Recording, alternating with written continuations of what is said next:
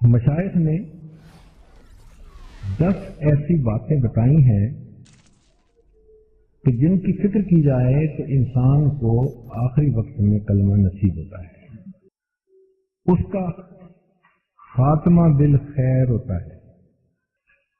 اب یہ بہت اہم باتیں ہیں، اس مضمون کو بیان کرنے کا ارادہ کیا کہ ہم سب فکر مند ہوں ان کے بارے میں۔ سب سے پہلی چیز جو خاتمہ بالخیر کے بارے میں معاون ثابت ہوتی ہے وہ ہے نگاہ کی پرہیز، نظر کی بد پرہیزی انسان کے لیے بہت نقصان دہ ہے۔ یہ ایک ایسا گناہ ہے کہ جس کی وجہ سے انسان آخری وقت میں کلمہ بھول جاتا ہے۔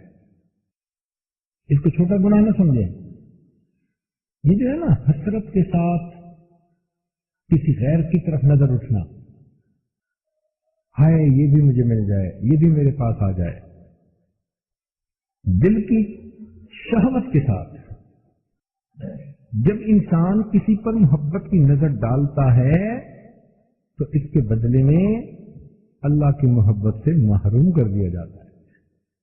آپ خود سوچیں کہ بیوی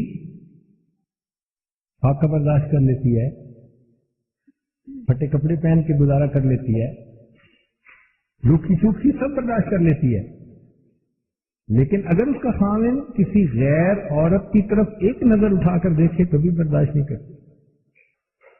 تو بیوی اگر نظر کا برداشت نہیں کرتی تو اللہ رب العزت کو تو محبت کی نظر چاہتے ہیں، وہ کیسے برداشت فرمائیں گے کہ بندہ میرا ہو اور دل میں محبت غیر کی بسائے پھر رہا۔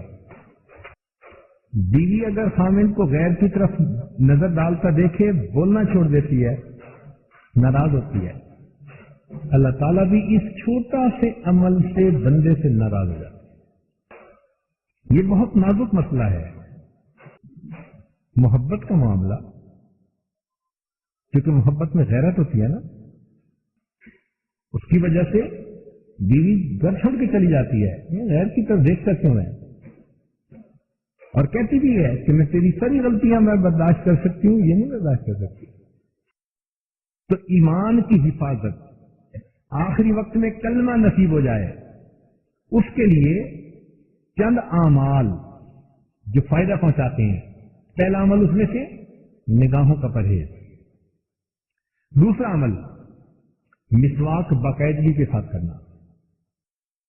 مسنون طریقہ یہی ہے، علامہ شامی رحمۃ اللہ نے لکھا، 3 انگلیاں اوپر، چھنگلی نیچے، اور یہ انگوٹھا یہ سائڈ پر، یہ مسواک کو پکڑنے کا مسنون طریقہ ہے، اور اس کو پکڑ کر مسواک کرے اور باقاعدگی کے ساتھ کرے، نماز کا ثواب بڑھ جاتا ہے۔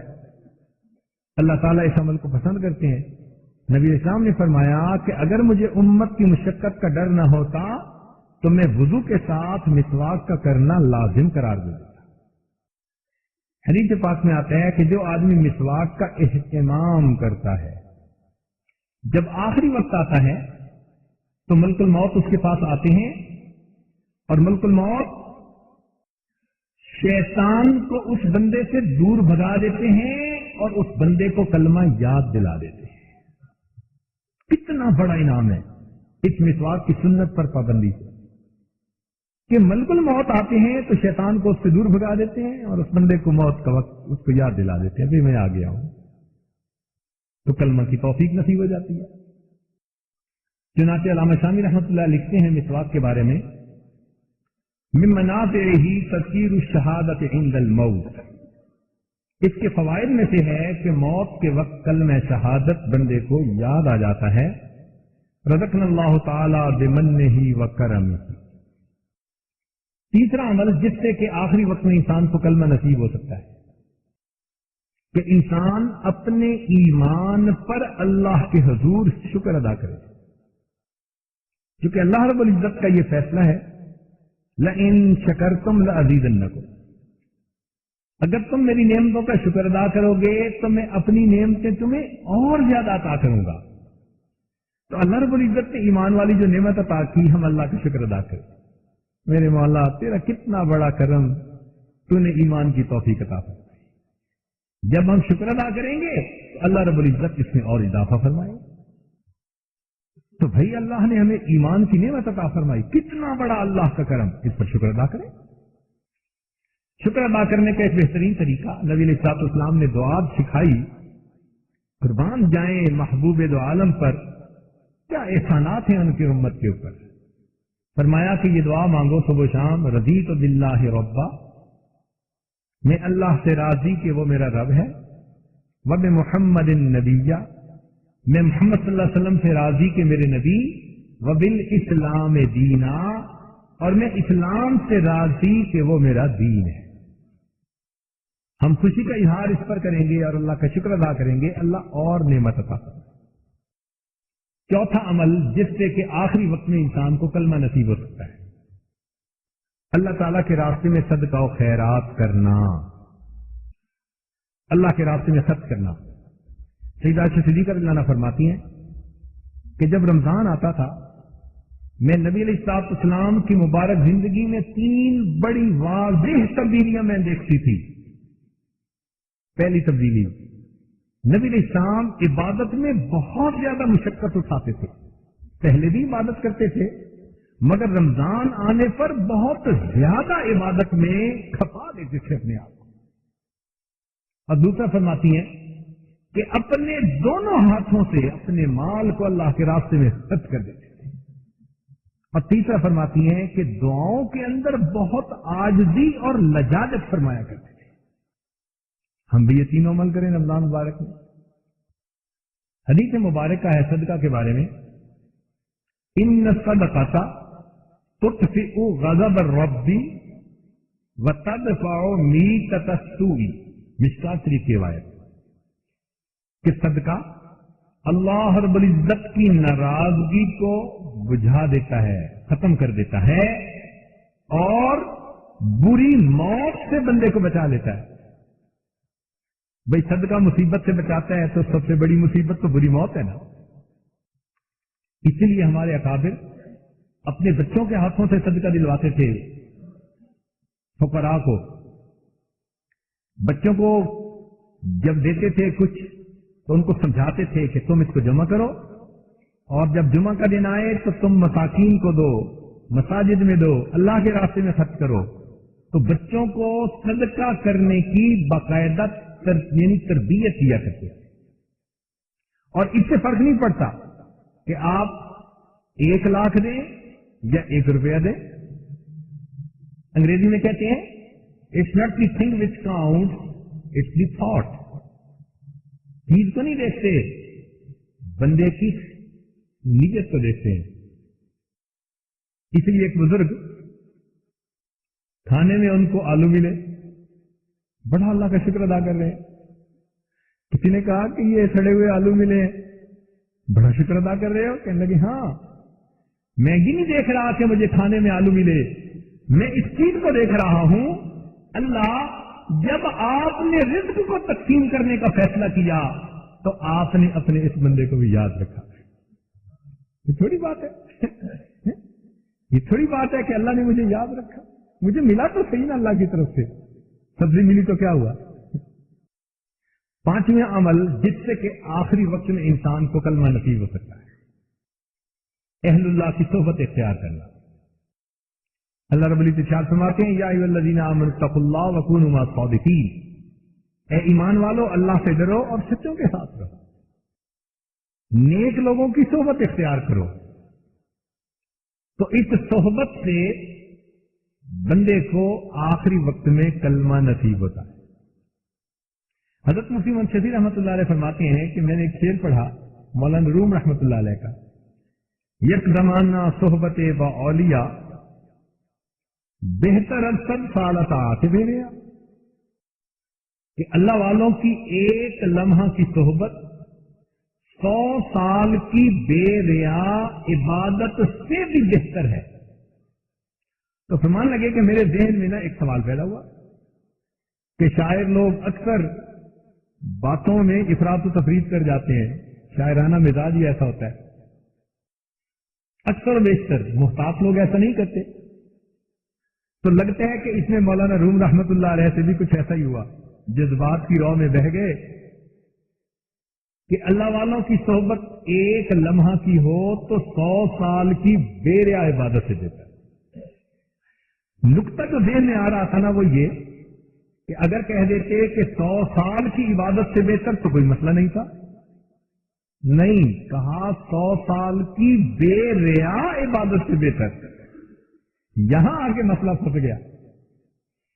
چنانچہ حضرت ثانی رسول کے پاس آئے، اپنے شیخ کے پاس، کہ حضرت مجھے تو لگتا ہے کہ مولانا روم رحمۃ اللہ علیہ نے اس میں نا کچھ افراط و تفریط سے کام لیا۔ حضرت فرمان لگے کہ یہ شعر میں پڑھوں؟ جی حضرت پڑھیں۔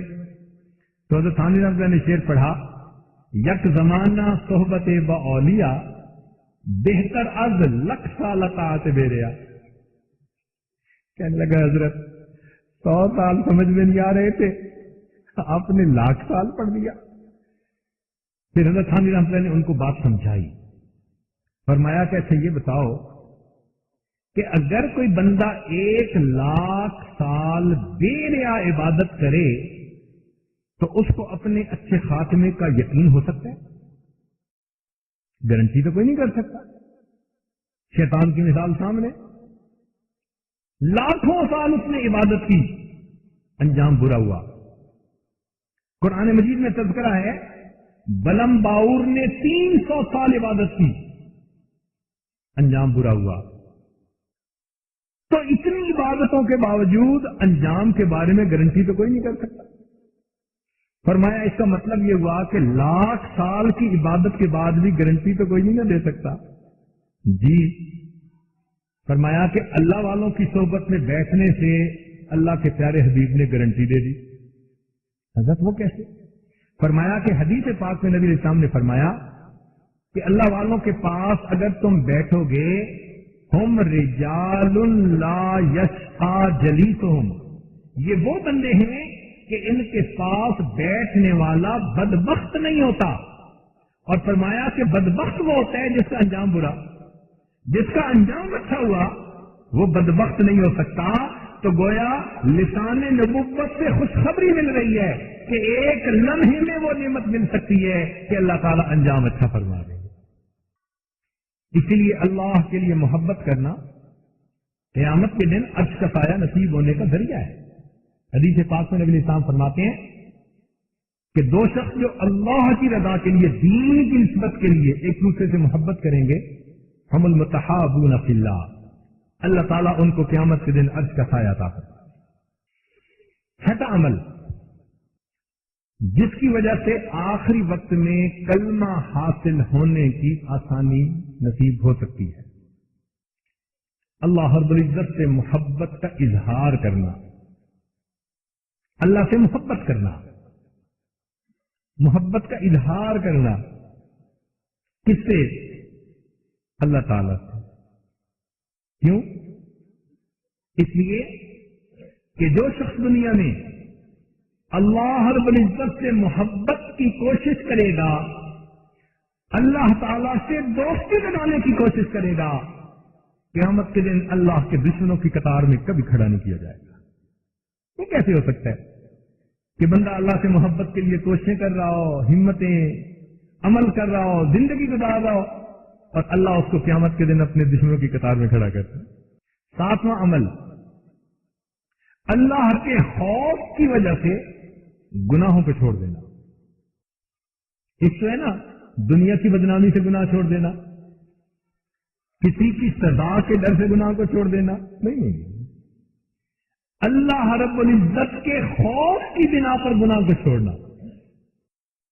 چنانچہ حدیث پاک میں آتا ہے کہ اگر کوئی نوجوان مرد ہو اور اس کو کوئی عورت گناہ کی طرف بلائے، ذات منصب و جمال، خوبصورت بھی ہو، اچھے گھرانے کی بھی ہو، اور وہ جواب میں کہہ دے انی اخاف اللہ، میں اللہ سے ڈرتا ہوں، تو فرمایا اس عمل پر اللہ اس کو قیامت کے دن عرش کا سایہ عطا فرما دیں گے۔ اور اسی طرح کوئی مرد کسی عورت کو گناہ کی طرف کھینچنے کی کوشش کرے اور وہ کہہ دے کہ میں اللہ سے ڈرتی ہوں، تو اللہ تعالیٰ اس کو بھی قیامت کے دن عرش کا سایہ عطا فرمائیں گے۔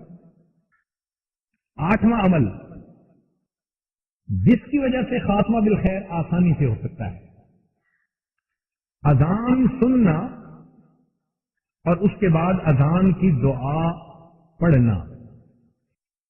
جیسے مصنون طریقہ ہے کہ مؤذن جو کہتا رہے وہی انسان بھی پڑھتا رہے، اور آخر کے اوپر اذان کے بعد کی جو مصنون دعا ہے وہ مانگے۔ نبی علیہ السلام نے فرمایا کہ جو یہ دعا مانگے گا، بخاری شریف کی روایت ہے، نبی علیہ السلام فرماتے ہیں حلت لہو شفاعتی، جو یہ دعا مانگے گا قیامت کے دن میں اس بندے کی شفاعت کروں گا۔ ملا علی قاری رحمۃ اللہ علیہ بخاری شریف کی اس روایت کے بارے میں لکھتے ہیں کہ نبی علیہ السلام نے فرمایا میری شفاعت اس کو نصیب ہوگی، ففیہ اشارۃ الی بشارۃ حسن الخاتمہ، کہ اس حدیث مبارکہ میں حسن خاتمہ کی بندے کو بشارت مل رہی ہے۔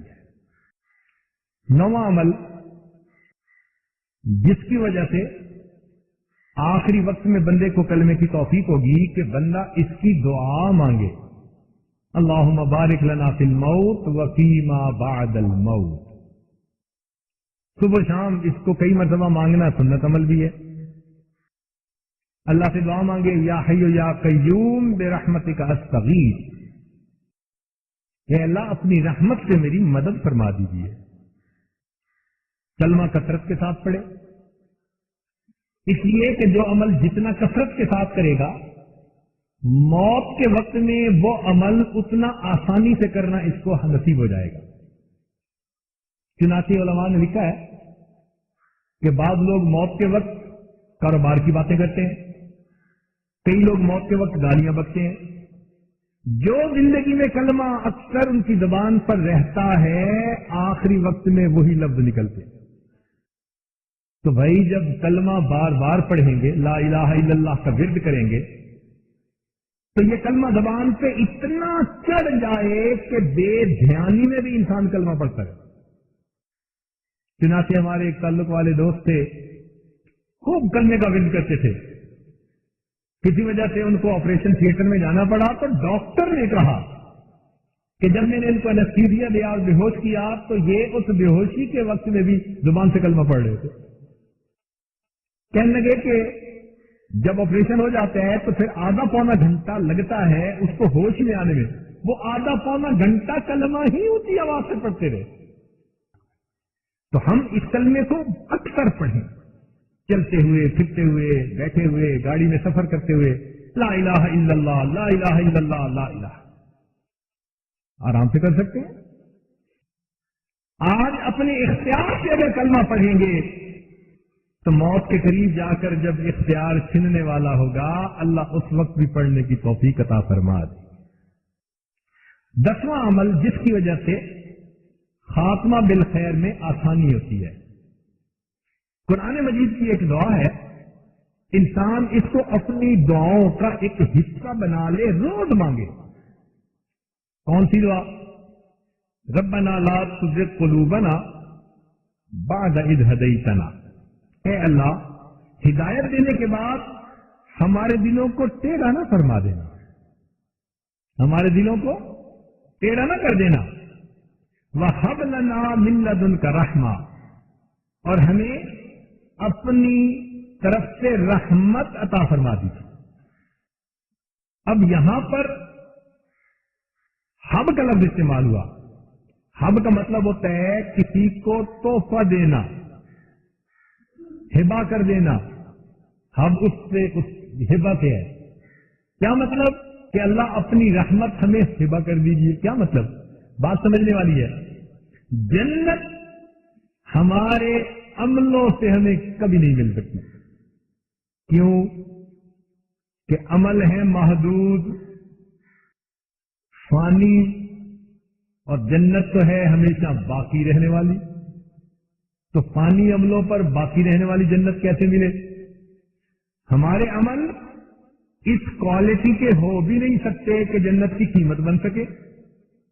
جب اللہ کے پیارے محبوب صلی اللہ علیہ وسلم نے فرما دیا کہ ما عبدنا کا حق عبادتک، اللہ جیسے تیری عبادت کا حق تھا ہم حق ادا نہیں کر سکے، ہم کس کھیت کی گاجر مولی ہیں بھائی کہ ہم کہیں ہمارے عمل ایسے ہیں کہ ہمیں جنت لازمی ملنی ہے؟ نہیں، اس لیے یہ نہیں فرمایا کہ ان عملوں کے بدلے جنت دے دے، بلکہ فرمایا حب لنا من لدن کرام، اللہ آپ ہمیں ہبہ فرما دیجئے، اپنی طرف سے انعام عطا کر دیجئے، انک انت الوہاب، اے اللہ آپ بہت بڑے داتا ہیں، ہمیں اگر جنت ملنی ہے تو آپ کے کرم سے ملنی ہے، آپ کے کرم سے ملنی ہے، آپ کے فضل سے ملنی ہے۔